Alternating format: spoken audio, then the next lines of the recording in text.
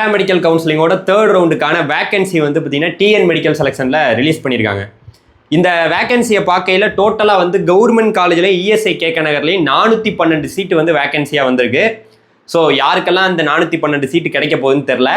So அதே same time private காலேஜில் ஒரு 10,083 சீட்டு வேகன்சியாக வந்திருக்கு. டோட்டலாக எல்லாத்தையும் சேர்த்தோம்னா 10,495 சீட்டு வந்து பார்த்தீங்கன்னா பேராமெடிக்கல் கவுன்சிலிங்கில் தேர்ட் ரவுண்டில் வேகன்சியாக வந்திருக்கு. நீங்கள் அந்த வேகன்சியை பார்க்கணும்னு நினச்சிங்கன்னா அந்த பிடிஎஃப் வந்து ஒன்று கொடுத்துருக்காங்க. அதை வந்து நீங்கள் டிஎன் மெடிக்கல் செலெக்ஷன் வெப்சைட்லேயே போய் பார்க்கலாம்.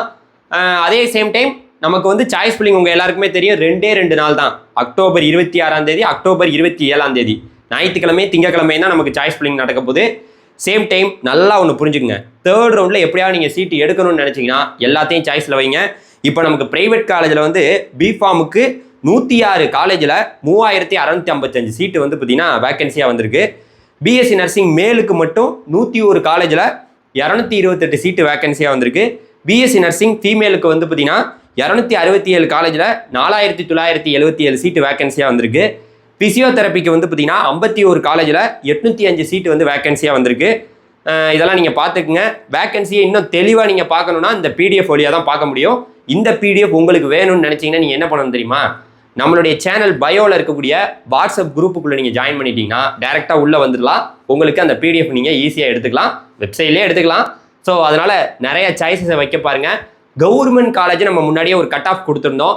இந்த கட் ஆஃப்லேருந்து மிக மிக இன்னும் ரொம்ப குறைவாக தான் குறைவதற்கான வாய்ப்பு இருக்குது. நீங்கள் கவர்மெண்ட் காலேஜ்லாம் கட் ஆஃப் குறைய வாய்ப்பே இல்லை. ஏன்னா 412 சீட் தான் வேகன்சியாக வந்திருக்கு.